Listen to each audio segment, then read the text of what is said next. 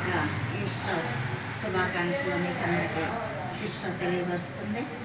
మరి మన పాపాలు తీసివేయడానికి యేసయ్య శరీరధారిగా కన్యకు మరియమ్మ గర్భమున ధరింపబడి ఆయన మానవుడిగా జన్మించి మన పాపాల కొరకు మళ్ళా ఆయన యొక్క శిలువ గాయాలు పొంది రక్తం సిందించి మన పాపాల కొరకు మరణించి చనిపోయి 3వ దినమున లేచి మరణమును గెలిచాను. మరణమాన్ని ముల్లెక్కడని మరణముపై విజయం ఇచ్చి మనలను విముక్తులుగా చేసిన యేసయ్యకి వందనాలు స్తోత్రాలు.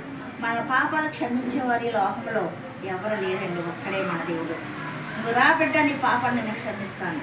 పాపాన్ని ద్వేషించి మరి యొక్క పాపులను ప్రేమించే దేవుడు కాబట్టి పాపరహితుడుగా మన కొరకు తన ప్రాణాన్ని పెట్టి దినాన్న మరి జయశీలుడుగా సమాధుల నుండి లేచిన వారు యేసయ్య. ఎందుకు లేచారంటే సమాజంలో నశించిపోతున్న వారిని రక్షించడానికి, మరి వారిని మరి యొక్క రాజ్యవారసులుగా చేసుకోవడానికి ఆయన మరి ఎంతగానో ఆశపడుతున్నాడు. మరి అలాంటి వారికి మనము మరి వాక్యము బోధించి మరి అలాంటి వారిని దేవుని యొక్క సన్నిధికి మనము తీసుకురావాలని ఆయన ఆశపడుతున్నాడు. మనం రక్షణ పొందుటే కాదు, మరి పాప మరణమును నిరర్ధకం చేసాను ఆయన. యేసుక్రీస్తు పాపమును తీసివేయగల దేవుడు.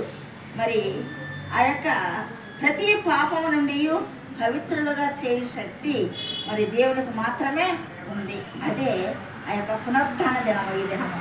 కాబట్టి మనము దేవుని ఎరిగి దేవుని కనుగొని దేవుని యొక్క పాదాల యొద్దకు వెళ్ళి మనం ఇంకా పాపంలో జీవిస్తున్నామేమో, పాపలోకంలో నిండిపోయి ఉన్నామేమో, పాపపు అలవాట్లతో మన జీవితాన్ని పాడు చేసుకుంటున్నామేమో, మన శరీరాన్ని పాడు చేసుకుంటున్నామేమో, మన సమయాన్ని పాడు చేసుకుంటున్నామేమో.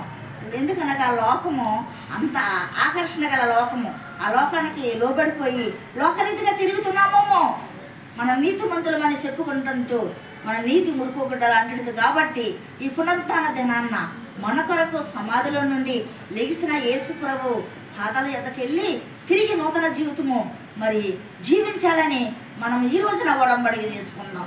ఆ రీతిగా జీవించిన వారిని ఆయన కుమార్తెలుగా కుమారులుగా అంగీకరించి ఆయన నిత్యరాజ్యానికి వారసులుగా చేసుకుంటాడు. ఇలాంటి కృప మరి నశించిపోయిన మరి యొక్క బిడ్డలందరికీ మరి కలగాలని, మారు మనసు కలగాలని ప్రార్థిస్తూ ఈ యొక్క వాక్యాన్ని దేవుడు దీవించుగాక. ఆమేన్.